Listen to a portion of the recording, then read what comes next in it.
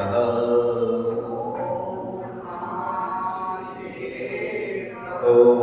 नमः सिद्धेभ्यः। जय श्री ओम नमः सिद्धेभ्यः।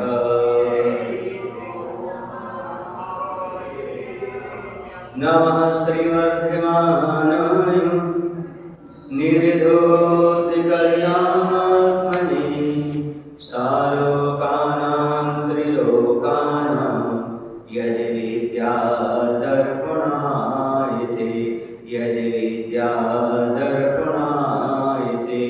बोलिए हिंसा परमो धर्म की देवाय देव श्री महावीर भगवान की।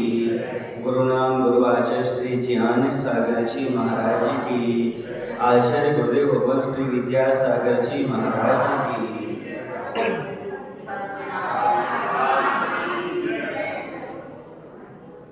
कल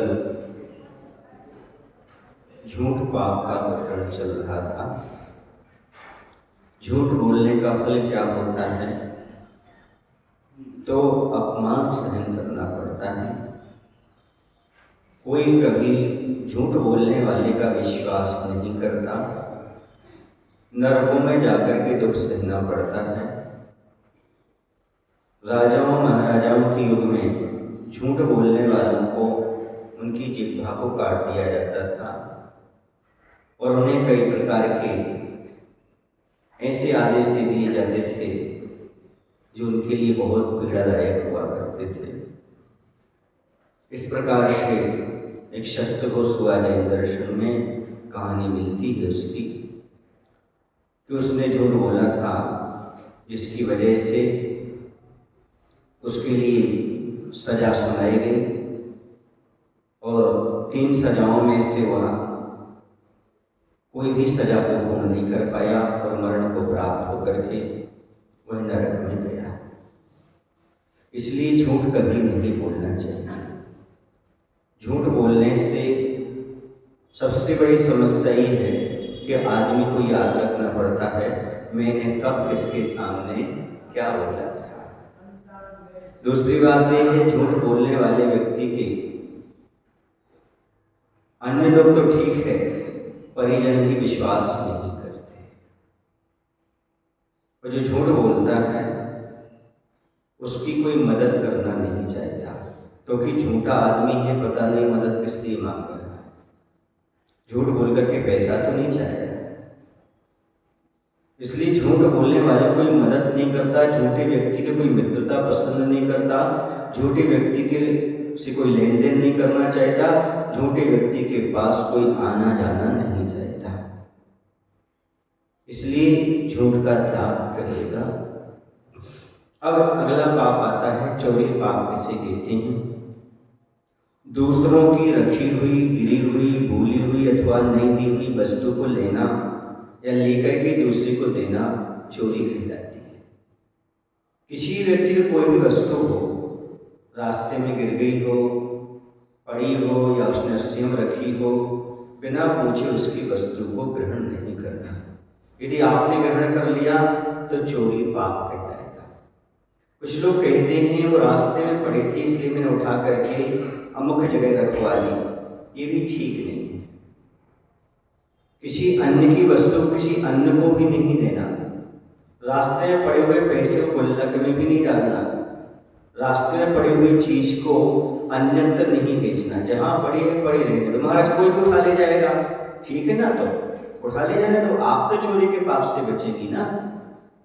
भले आपके भाव नहीं है कि हमें इसको अपने पास रखूं, और मान लो उसकी वस्तु वहां पर गिरी है, वहां लौट करके आता देखता है उसे वस्तु वहां पर नहीं मिलती है, उसको संकलेश होता है, पीड़ा होती, कौन ले गया।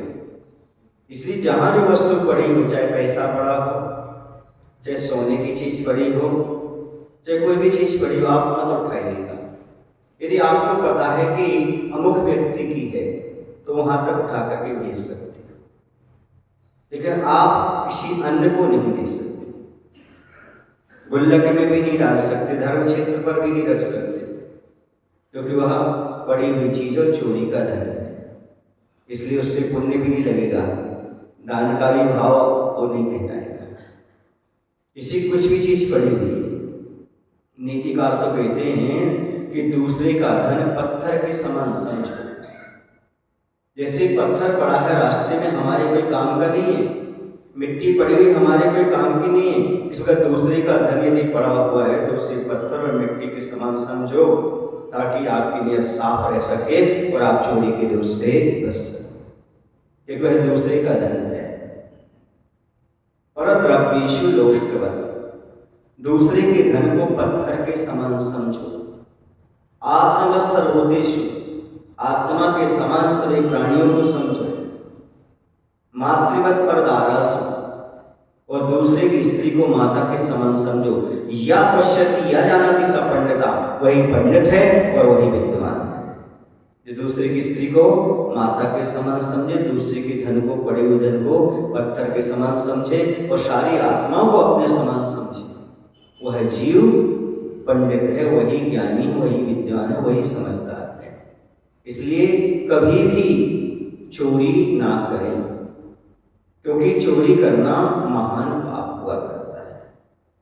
चोरी करने से हिंसा का पाप लगता है। कैसे लगता है? तो 10 प्राण तो सभी जानते हैं, किंतु 11वां प्राण नहीं जानते। 11वें के अलावा एक 12वां प्राण भी होता है। 10 प्राण तो है जो शरीर में हमारे हैं, 5 इंद्रिय, 3 बल, आयु और श्वास।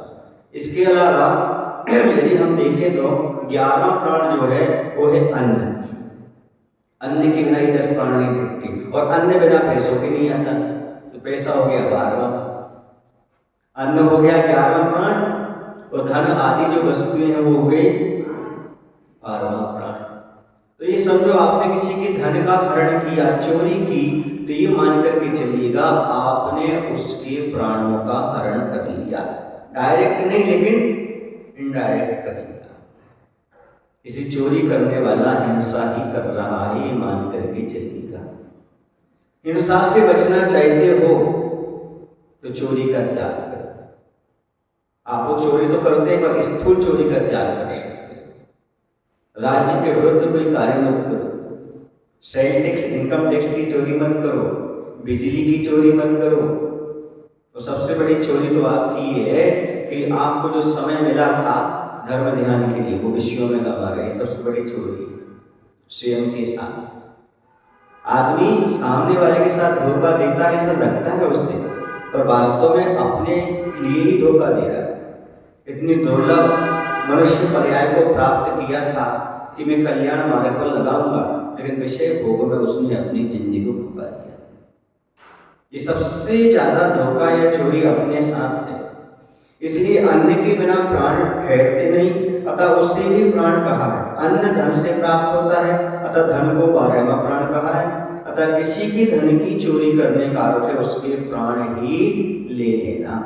किसी की वस्तु को मत लीजिएगा। कभी कभी ऐसा होता है कि व्यक्ति आजू बाजू वाला थोड़ा कमजोर दिखता है तो उसकी जमीन पर कब्जा कर लेते हैं, पड़ोसी लोग खेत पर कब्जा कर लेते हैं, कभी अपने नाम से करवा लेते हैं। कुछ ऐसे होते हैं दूसरे के यहाँ किराए से रहने के लिए जाते हैं और वर्षों से किराएदार बने रहते हैं, और बाद में वो अपने मालिक बनना चाहिए, छोड़ना नहीं चाहिए। ये सब चोरी में आएगा। किसी ने आपके पास धरोहर रखी है और आपकी धरोहर न लौटाओ तो भी चोरी में आएगा। या उसने कहा भाई हमारी धरोहर थी, उसने मान लो 8 लाख रुपए रखे थे, भूल गया, उसने कहा 7 रखे थे, आप यहाँ ले जाओ, जबकि आपको पता है 8 दिए थे, तो भी चोरी है। तो उसने दिए नहीं है, आप ले रहे हैं। समझ में आ रहा है? ये चोरी है। और ये भी चोरी है कि नाप तोल के बांट छोटे बड़े रखना। छोटी बहू का बांट और बड़ी बहू का बांट। बहू एक ही है, बड़ी बहू बांट लाओ, मतलब जिसका वजन ज्यादा हो, 50 ग्राम बड़ी बहू का बांट हो गया, जिसमें 50 ग्राम तौल से कम हो वो छोटी बहू। बहू एक ही है, छोटी बहू बांट लाओ, मतलब सामग्री किसी को देना है। ससुर बाबा को सामग्री किसी को देना है तो कौन सा? छोटी बहू वाला बांट, और लेना है तो बड़ी बहू वाला बांट। ये सब क्या चीज है? चोरी है। और भी आता है कि आप रूपक व्यवहार करते हैं, वो ऐसा करते हैं कि मिलावट की चोरी है। जैसे आप लोग डालडा, आलू मिला दो, डालडा आदि में, ये सब चोरी है। घी में शुद्ध कह करके शुद्ध मिला दो, ये भी चोरी है। और काली मिर्च में पपीता के बीज मिलाकर बेच दो, ये भी चोरी है। सुने आप महाराज तुम्हें कैसे और अनाज में मिट्टी आदि मिला दो, जैसे सोयाबीन वगैरह है, वहां से अच्छा आया जहां से खरीदा, लेकिन जब अपन उसको पैदा कर रहे हैं, है ना, बहुत सारे बोरे इकट्ठे कर रहे हैं, उसमें बहुत सारी मिट्टी मिला करके बस वजन बढ़ा दिया 10-20 किलो। इस प्रकार का जो होता है, बहुत सारी अनाज में होता है, चावल आदि में कंकड़ होता है, बहुत चीजें कर रहे हैं, ये सब किस में आएगा? चोरी के अंदर रहता है। तो ये नहीं करना, क्योंकि जो इज्जत से कमाते हैं, मेहनत से कमाते, ईमानदारी से कमाते हैं, उनका पैसा ठहरता है। बेईमानी से 4 पैसा ज्यादा भले कमा लो, लेकिन 4 पैसा कमाना भी पड़ता है, नियम। या तो बीमार पड़ोगे, या फिर घटना घटेगी, या फिर कोई चुरा ले जाएगा, रहेगा तो नहीं, क्योंकि अनिति का धन ज्यादा नहीं ठहरता, वह तो नष्ट होता ही है। कहते 11 वर्ष समूल विनश्यति, 10वें वर्ष तो वह समूल नष्ट हो ही जाता है। अनीति का धन ठहरने वाला नहीं होता। नीति न्याय से कमाओगे तो वही आपको सुख शांति देने वाला है। इसके बाद चोरी करने के क्या कारण है? तो गरीबी हो सकता है एक कारण, कि गरीब इसलिए चोरी कर रहा है। दूसरा, धनवान बनने के लिए कर रहा हो चोरी, कोई धनवान ना रहे, गरीब हो जाए, अथवा आदतन इन मुख्य कारणों से जीव चोरी करता है। उसको की आदत होती है चोरी करने की।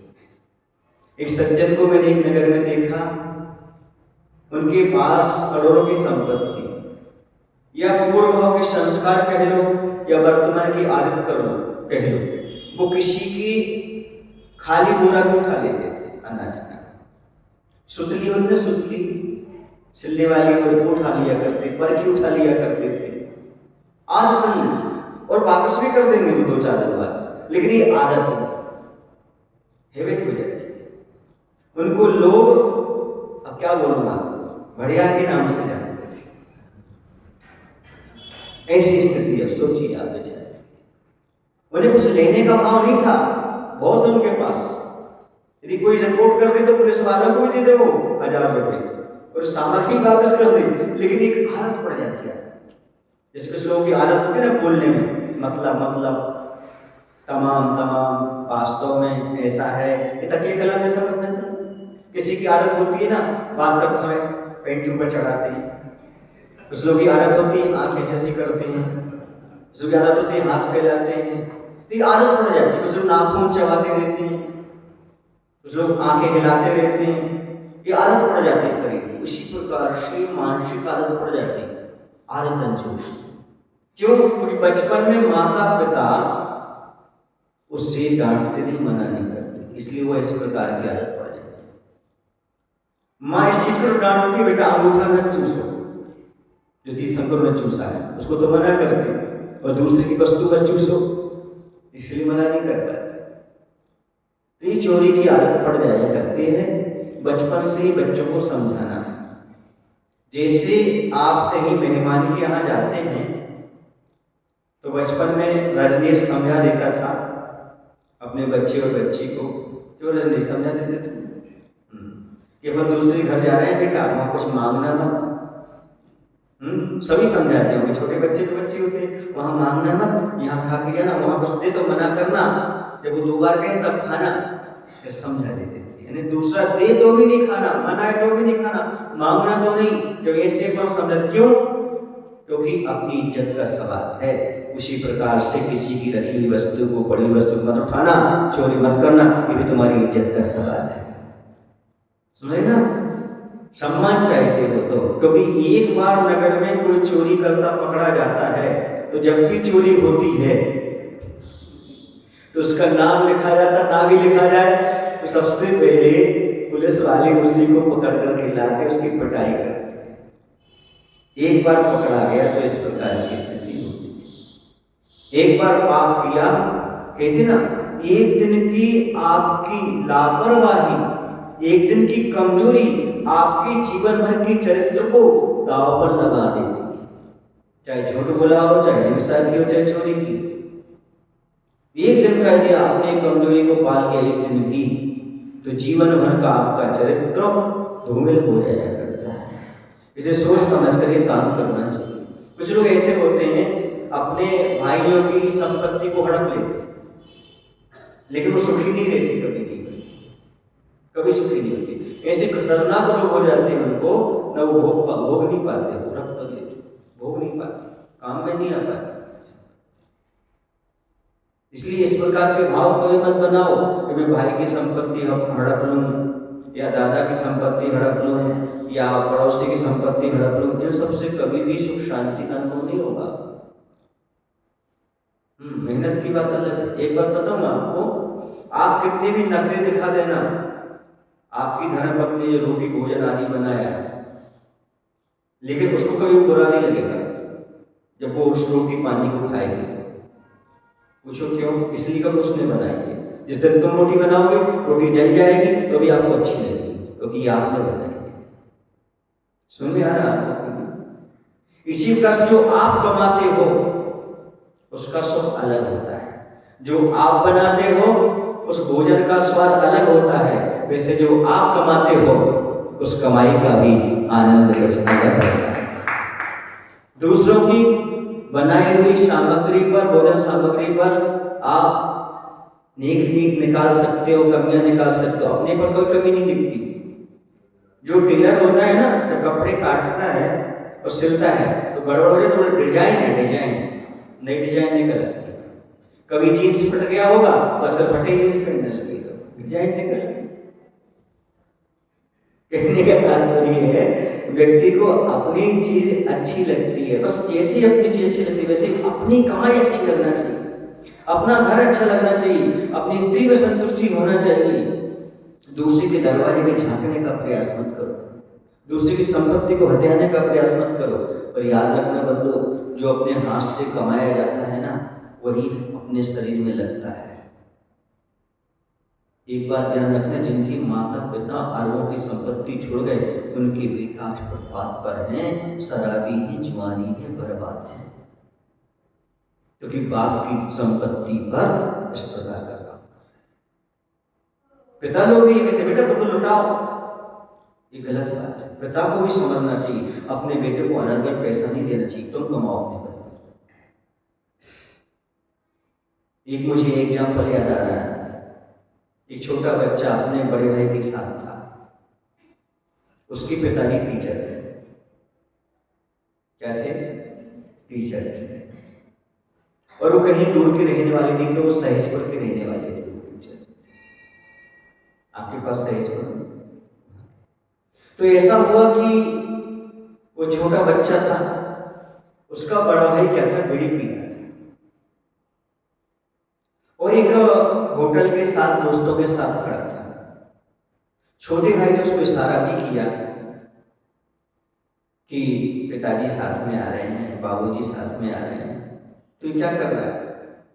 और उसने ध्यान नहीं दिया, और बस जैसे ही उसके पिताजी पास में पहुंचे, उसने तत्काल उस जो सिगरेट पी रहा था, बीड़ी जो कुछ भी, उसको पैर के नीचे, जूते के नीचे दबा दिया आदि ही, और धुआं अंदर कर दिया। धुआं अंदर थोड़ी रहता, क्योंकि पिताजी ने जाकर एक कान पर चांटा मारा। दोस्तों के बीच में पिता ने चांटा मारा। इतनी हिम्मत है क्या आप लोगों में आज अपने बेटे पे चांटा मार सको? अकेले भी नहीं मार सकते, तब तो बच्चे बिगड़ रहे हैं, मनमानी कर रहे हैं। एक दिया, और बाद में पश्चाताप करते हुए उन्होंने कहा, पिताजी ने, बेटे मैंने इसलिए नहीं मारा तुम्हारे लिए कि तुम सिगरेट पी रहे थे, पियो, बाप की कमाई है, पर याद रखना जब तुम कमाने लगो तब आधी फेंकना और आधी पीना। एक बाप की कमाई उठाओ, पूरी पियो, आधी नहीं पी सकते, बर्बाद नहीं कर सकते। अच्छी से बजा बजाना है। मैं आपको आंखों देखा हाल बता रहा हूं। कौन सा हाल बता रहा हूं? हाँ, तब बेटी लाइन पर आती, तब सुधरती है। ऐसे पिता हो तो जो चाटा मार सके। आजकल के तो बच्चे गड़बड़ हो गया। एक बार क्या हुआ आपको बताऊं, आज की युग की बात बता रहा हूँ, पुरानी युग की बात बता दी मैंने, 25 साल पुरानी। आज की बात बता देता हूँ। आज की बात क्या है? आज की बात ये है, ये तो 30 साल पुरानी बात हो गई। आज की बात ये है कि एक पिताजी ने अपने बेटे को चाटा मार दिया। उसने कहा पिताजी आपने क्यों मारा? बोले हमें आपसे प्यार है बेटा। उसने पिताजी को मार दिया। बोले क्यों? बोले हमें भी आपसे प्यार है। ये आज का युग है। माता पिता की आज कोई कीमत ही नहीं है। कुछ लोग इतना तक कह रहे थे माता पिता ने जन्म देने के लिए हमें दिए ही क्या है। धिक्कार है ऐसे पुत्रों के लिए इस प्रकार की भाषा बोल दिया। ये समस्या आज ये चल रहा है। बहन भलो ना भैया सबसे भलो तो भैया, आज ये स्थिति है। धर्म कहां जाएगा? आप सुखी कहां से रह जाओगे? आपके बच्चे सुखी कहां से रह जाएंगे? आपकी पत्नी कहां से सुखी रह जाएंगे? ये आप समझ ही नहीं पाते। ये परिणति आज वर्तमान की चल रही है। आज सबसे बड़ी समस्या है कि बुढ़ापे में माता पिता को कौन रखे। बहुत जगह की बात कर रहा हूँ, नहीं, बहुत जगह होकर के आया हूं मैं। बड़ी समस्या आ रही। बुजुर्ग हो गए माता पिता, असहाय हो गए, लाचार हो गए शरीर से, उन्हें कौन रखे? एक मां 4 बच्चों को रख लेती थी, पालन पोषण कर लेती थी, 8 बच्चों का। अब 8 5 होकर के भी एक मां का पालन नहीं करता है। सुन रहे हैं आप लोग कि नहीं? इसी प्रकार से एक कवि था, वह मंच पर गया और मंच पर कह रहा था कि सबको अपने अपने माता को अपने पास रखना चाहिए, पिता को अपने पास रखना चाहिए। तो आपको मालूम है आजकल तार्किक बहुत होते हैं। एक युवक ने खड़े होकर के उस संचालक से कह दिया, भाई क्या तुम अपनी मां को अपने पास रखते हो? वो रोने लगा संचालक, उसकी आंख से आंसू आ गए। बोले बिल्कुल नहीं, मैं अपनी बुजुर्ग मां को अपने पास नहीं रखता, क्योंकि मैं अपनी बुजुर्ग मां के पास रहता हूं। नहीं है समझ में? मां के पास रहना अलग है और मां को पास रखना अलग है। जो अपनी मां को पास में रख रहे हैं वो कृतज्ञ नहीं है, और जो मां के चरणों में रह रहे हैं वो कृतज्ञता ज्ञापित कर रहे हैं। यदि बच्चे अपने माँ बाप के पास रहना सीख लें तो इस समस्या कभी उत्पन्न ही ना हो कि माता पिता को कौन रखेगा। इस समस्या उत्पन्न हो ही नहीं सकती। तो चलिएगा, मैं ये कह रहा था कि वो तो चोर है जो मात्र माता पिता की संपत्ति तो चाहता है, लेकिन उनकी सेवा नहीं करना चाहता। और वो माता पिता शत्रु हैं जो बेटे को संस्कार नहीं देना चाहिए। माता शत्रु पिता वैरी एन बालो ना पाठिता, नीति वाक्य। जो माता पिता शत्रु के समान है, जो अपने पुत्र को संपत्ति तो देना चाहते पर संस्कार नहीं देना चाहते। कहते हैं सही पिता वो है जो अपने पुत्र को भरी सभा में सबसे आगे पंक्ति में बैठने लायक बना दे, समझो सही पिता। अपना पुत्र सबसे आगे पंक्ति में आकर के बैठे, अर्थात उसमें कोई दुर्गुण ना हो, वह हित जानता हो, और जहां पर सभा लगी हो मुनि राजों की स्वाध्याय आदि को सबसे आगे करके बैठ जाए और स्वाध्याय करने लगे। समझ लेना कि माता पिता ने अपना कर्तव्य किया, और न समझो वो पुत्र चोर है जो मात्र धन संपत्ति मांग रहा है। प्रकरण चोरी का चल रहा है, अन्यथा नहीं लेना। हाँ, इसलिए उस पुत्र को समझने की आवश्यकता है। चोरी करने का क्या फल है? जब पकड़े जाते हैं तो अनेक प्रकार के दंड भोगना पड़ते हैं, और कभी किसी को फांसी भी हो सकती है, हो जाती है, और परलोक में तो नरक आदि के दुखों को सहना ही पड़ता है। ये निश्चित है। चोरी करने वाला व्यक्ति कभी भी सुखी नहीं रह सकता। अगला है कुशील पाप किसे कहते हैं? जिनका परस्पर में विवाह हुआ है, गृहस्थों के लिए कह रहा हूं, जिनका परस्पर में विवाह हुआ है, ऐसे स्त्री पुरुष का एक दूसरे को छोड़कर अन्य स्त्री पुरुष से संबंध रखना कुशील पाप कहलाता है। एवं गालियां देना भी कुशील पाप के अंतर्गत आया करता है। अब ब्रह्म कहलाता है। ब्रह्म माने ब्रह्मचर्य और कुशील माने अब्रह्म, मैथुन, प्रतिक्रिया। तो यहाँ पर इस चीज को समझना है गृहस्थों के लिए कि जिनके साथ विवाह हुआ है उनके अलावा अन्य के प्रति दृष्टि नहीं बिगाड़ना, पर स्त्री का त्याग करना। और शादी होने के उपरांत प्रत्येक गृहस्थ को ये संकल्प ले लेना चाहिए, जिसे कहते हैं सौदार संतोष व्रत। सौदार मतलब अपनी ही स्त्री में संतोष रखने का नाम है सौदार संतोष व्रत। शादी लेते ही स्त्री पुरुष दोनों को, सावक साविका को मुनि के पास जाकर के, गुरु के पास जाकर संकल्प कर लेना चाहिए कि मैं आज से सौदार संतोष व्रत ग्रहण करता हूँ। मतलब अपने दरवाजे में ही संतुष्ट रहूंगा, अपनी स्त्री में ही संतुष्ट रहूंगा, पराई नारी के प्रति दृष्टि नहीं बिगाड़ूंगा। कितने लोगों का ये व्रत है? संकल्प पूर्वक किसी का नहीं होगा। तो जिनका नहीं है भले उनको 25 साल हो गए शादी की, पर संकल्प ले लो, अनंत पाप से बच जाओ। भले आपका कोई भी दोष नहीं है, नहीं लग रहा, लेकिन यदि आपका संकल्प नहीं है सौदार संतोष व्रत का, ब्रह्मचर्यान व्रत का, तो आपको 200 रुपये पाप लग रहा है। लेकिन ध्यान रखना, गलत मोबाइल में गलत यूज नहीं कर पाओगे, गलत चीजें नहीं देख पाओगे, गलत सीन नहीं देख पाओगे। ये संकल्प हो जाएगा सौदार संतोष व्रत। इससे क्या होता है? परिवार में विश्वास बन जाता है, स्त्री और पुरुष का गाढ़ संबंध हो जाता है। हमारे पति का व्रत है, समझ में आ रहा? नहीं आ रहा? हाँ, पर परिवार बिखरते नहीं है। और सौदार संतोष व्रत लेने पर संतान पर भी अच्छे संस्कार पड़ते हैं। यदि उल्टे सीधे मैसेज आ भी जाते हैं तो अपनी पत्नी को पति पर और पति को पत्नी पर विश्वास रखने, इनका तो व्रत है, किसी ने उल्टा सीधा मैसेज भेजा होगा। वरना आज 25% तलाक इसी के कारण होते चले जा रहे हैं, सबके कारण। अविश्वास हो रहा है एक दूसरे पर। आप उनके साथ थे, आप उनके साथ थे, आप कहाँ हो? आजकल तो पल पल की सूचना ली जाती है मोबाइल से, आप कहाँ हो? अच्छा बताओ कहाँ हो, कुछ संकेत करो। ये चीजें चलती है। बोलो गलत कह रहा हो, सही कह रहा हो। क्यों? क्योंकि आपने विश्वास स्वयं खोया है। अब आपको एक सत्य घटना बता दूं,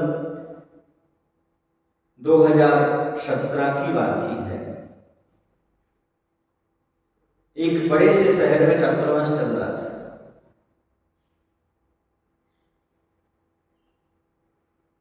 ससुराल पक्ष वाले पुत्र वधू को लेकर के आए। बोले महाराज श्री ये आत्महत्या की बात करती है, एक बार प्रयास भी कर चुकी।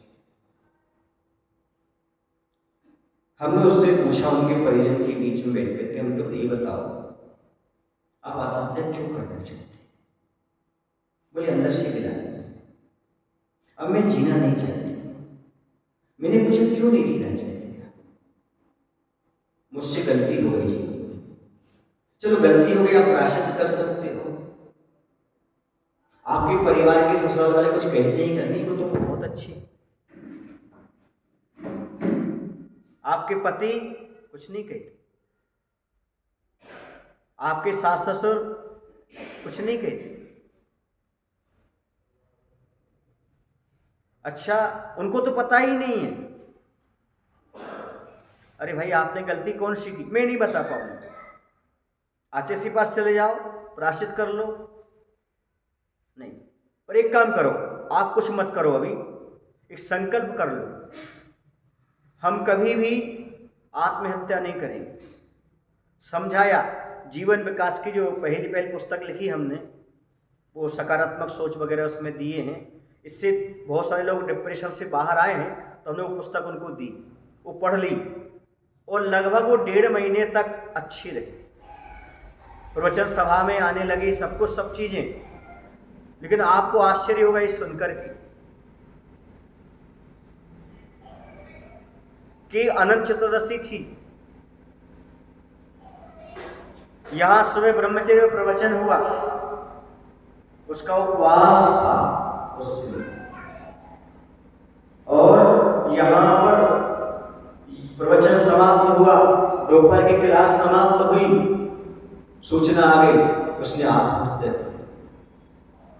कुछ समझ में आ रहा तो ये कदम क्यों उठते हैं? क्योंकि हमारे कोई संकल्प नियम आदि नहीं हुआ करते। यदि संकल्प नियम आदि होते हैं तो कभी गलत कदम नहीं उठते, और गलत कदम नहीं उठते तो हमारा जीवन बड़ा अच्छा सावधानी से चलता। आज तक पता नहीं चला उससे गलती क्या हुई थी, किसी को पता ही नहीं, न ससुराल पक्ष को पता है और न मायके पक्ष को, बस मुझसे गलती हो गई, मैं तो आत्महत्या करना, ये गिला नहीं।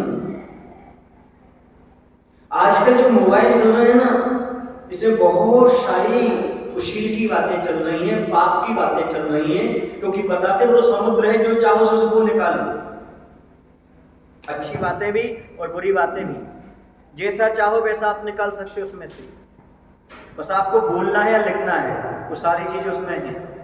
5 पापों की पूरी सामग्री उसमें है, 4 कषायों की सामग्री उसमें है। अभी आपको एक बता दो एक बात, लगभग 7 वर्ष की बालिका चाकू लेकर घूमती, उसके परिजन हमारे पास आए, बोले महाराज जी समस्या ये है कि बालिका चाकू लेकर रात में घूमती और बोलती मैं मरूंगी, मम्मी को मारूंगी, पापा को मारूंगी। हमने उससे पूछा बेटा तुम ऐसा क्यों करना चाहती हो? बोले बस मन में है तो करोगे, मैं एक दिन करूंगी। 7 वर्ष की बालिका करूंगी, मैं भी मरूंगी, मम्मी पापा को भी। उन्होंने क्या गलती की? कुछ नहीं की, अच्छी है हमारी मम्मी पापा, बहुत अच्छी है, मेरी बस मन में भाव है तो मान। मैंने उनसे पूछा उनके परिजनों से, ये बताओ करती क्या? बोले मोबाइल में समय देती, बस हमने कहा कोई ना कोई ऐसा सीरियल देखा है इसने, कोई ना कोई चीज ऐसी देखी है, क्रूरता परिणाम जिसके अंदर आ गई, क्रूरता के परिणाम। उसको समझाया मैंने, 1 महीने तक शांत रही, 1 महीने के बाद पुनः चाकू लेकर घूमने लगी। उतने प्रभाव रहा उसका प्रवचन का, समझाने का। उसे संकल्प दिलाया, उसे हमने कहा पार्श्व की माला फेर करके सोया करो, ऐसा दिया। उस दिन है, आज दिन है, उसके बाद उसने कोई हरकत नहीं की, बस मोबाइल कम करवा दिया, मोबाइल सामने दिखवाओ उसको, ऐसा। और आज क्या हो रहा है, 9 बजे के बाद मोबाइल आपके बच्चों के पास नहीं रहना चाहिए, लग रहा है। रात्रि में 9 बजे के बाद मोबाइल रखो अपने बच्चों से। किस माता में क्षमता है इतनी जो बच्चों की मोबाइल रखवा सके 9 बजे रात के बाद? कुछ भी नहीं है यार, सब छूट दे रखी है आपने। कुछ तो संकल्प हो, यदि देखना है तो हमारे सामने देखो। एक कोई घटना आपको बता दूं, वो बाहर नहीं जा पाई, वो वहीं तक रह पाई, हमारे तक रह पाई, उनके परिजन तक रह पाई, समाज में भी नहीं हो पाई, यहाँ की नहीं है, कहीं और की। वो ऐसी घटना है कि रात्रि को पत्नी सो रही है, पति उठा और कील उठाई उसने और हथौड़ा उठाया और अपनी पत्नी के सिर में ठोकने लगा। एक ही ठोकर मारी, अचानक नींद तो खुल गई। उसने एकदम हाथ पकड़ लिया अपने पति, क्या कर रहे हैं आप? जबकि दोनों एक दूसरे के बिना रह नहीं सकते, एक क्षण नहीं रह सकते। उसके बाद भी ऐसा हुआ कि एक क्षण नहीं रह पाए, वो रह रहे अच्छी सुख शांति से। तत्काल उसने, पति ने अपनी पत्नी से क्षमा मांगी और हमारे पास आए और हमसे बोले महाराज जी बहुत बड़ा अपराध हो गया, हम अपनी पत्नी की हत्या करने चले। ऐसा क्या हो गया था? बोले पता नहीं, कोई ऊपरी शक्ति आ गई थी। हमने कहा ऊपरी शक्ति कुछ नहीं आई, आपको स्थान वृद्धि कर्म का उदय था। एक निद्रा होती है जिसे स्थान वृद्धि नाम की महानिद्रा कहलाती है, वो कर्म यदि वो किसी के अंदर आ जाए वो निद्रा, तो नींद में उठ करके किसी की हत्या कर सकता है, घूम सकता है, नदी में तैरना भी ना आए तो नदी में डूब करके और नहा करके बाहर आ सकता है, बहुत बड़ी शिला उठा सकता है जो 25 लोग ना उठा सके। सॉरी, ऐसी क्रूरता उसके अंदर की शक्ति आ जाती है। किसमें? स्थान ग्रंथि नाम की महानिद्रा होती है। स्वयं दरवाजे खोल करके बाहर चला जाए, आ जाए, किसी को मालूम नहीं पड़े कब आ गया और कब चला गया, कब नहा के आ गया, क्या करके आ गया। तो इस प्रकार का ये बताओ तुमने उसके पहले क्या देखा? बोले हमने क्राइम पेट्रोल कुछ आता है, आता ना कुछ ऐसा कुछ, या वो सत्य कुछ ऐसा करके आता है कुछ, क्या नाम बताया नहीं पता। उसने बताया कि इस प्रकार का हमने सीरियल देखा, उस सीरियल को देखते देखते हम सो गए और सोते सोते स्थान ग्रंथि कोई उदय में आ गया, हमारे कोई दिमाग में आ गया कि हथौड़ा उठाओ और अपनी पत्नी के यहाँ क्या करो। समझ में आ रहा आपको? इसलिए तो कहती भैया जब सो रहे हो तब कौन से परिणाम के साथ सोना चाहिए, क्योंकि जो दिन का मॉडल है ना वही तो रात में स्वप्न बन करके आ जाता है। अच्छे परिणामों के साथ स्वाध्याय करते हुए, माला करते हुए, अच्छी चर्चा करते हुए, गुरुओं के प्रवचन सुनते हुए उस समय आपको निद्रा लेना चाहिए। ये पापमय प्रवृत्ति रहेगी तो पाप तो होंगे निश्चित है। तो आज कुशील पाप से बचने की गालियां मत दीजिएगा। सुनिए, आप लोग गाली देना भी, अब मैं आपको बता दूं, कुछ लोग ऐसी गाली देते हैं जो स्वयं पर लौट कर आते। जिस सहज बोल दूं, जो मैं बोल सकता हूं बोल दे रहा हूं। जैसे आपके यहाँ पर कमरे में सुअर आ गया, आपने कहा अरे साले सुअर, अब बताओ तुम साला बना लिया सुअर। अब साला सुअर हुआ आपका, तो आपकी पत्नी क्या हुई? साले की बहन, मतलब वो क्या हो गई? सुअर की बहन, मतलब बोलो ना। और तुम क्या हो गए? उसके पति, तो आप भी क्या हो गए? बोलो ना, बोलो ना। तो सोचो, आप कौन सी गाली दे रहे हैं, क्या दे रहे हो? पशुओं को, कुत्तों को, किसी को भी गाली देते हो? ये गाली देने के मतलब कितना पाप करते हैं आप। कुशील पाप का क्या फल है? तो परस्त्री सेवन करने वाले को नरक में लोहे की गरम गरम पुतलियों से आलिंगन कराया जाता है। एवं यहाँ भी एड्स जैसी खतरनाक बीमारियां हो जाया करती हैं, शरीर दुर्बल हो जाता है। इसलिए ऐसे पाप से हमेशा बचिएगा। पर नारी पैनी छुरी तीन ठोर से खाए, यौवन हरे धन हरे, यौवन हरे मरे नरक ले जाए। पर नारी पैनी छुरी तीन ठोर में तीन स्थान से खाती है। धन हरे, यौवन हरे, शरीर की शक्ति को हर लेती, धन हर लेती है, मनमानी चीजें मंगवाती रहती तो धन खर्च होता है, और मरे नरक ले जाए। एक पॉइंट हमेशा याद रखो, परिस्थितियां और परिस्त्रियां पता नहीं आदमी से कौन सा पाप करा दें, इसलिए इसे समझ करके चलना चाहिए। नहीं आया समझ में? फिर से बोलूं, परिस्थितियां और परिस्त्रियां पता नहीं कौन सा पाप करा दें, इसलिए इसे समझ करके रहना चाहिए। और सुन नहीं बजाएगा, महिला का तो डर रहता है। क्यों बब्बा? ये बहुत खतरनाक चीज है, इससे बचना, इससे ऊपर उठना बहुत कठिन है। आप तो चूंकि नगरों में नहीं रह रहे हो और गुरुजी का आशीर्वाद मिल रहा है, जरा महानगरों में जाकर के देखो वहां के लोगों की क्या स्थिति है। कलकत्ता जैसे की सिटी से जो लोग आचार्य के पास आते हैं कभी कभार, उनसे पूछो 75 वर्ष की उम्र में भी वह ब्रह्मचर्य नहीं लेती। ब्रह्मचर्य लेना ठीक है, 100 संतोष व्रत भी लेने के लिए तैयार नहीं होते। ये स्थितियां हैं, ये दशाएं हैं, इसको समझो। इसलिए इस पाप से बचने का प्रयास करो। बोले महावीर भगवान की जय, आचार्य विद्यासागर जी महाराज की जय। बोलो हे प्रभु, हम सभी को इतनी शक्ति, इतनी बुद्धि देने की कृपा करो ताकि परदारा, पर स्त्री माता के समान, परधन पत्थर के समान, और सभी आत्माएं अपनी आत्मा के समान देख सकूं। नमस्कार।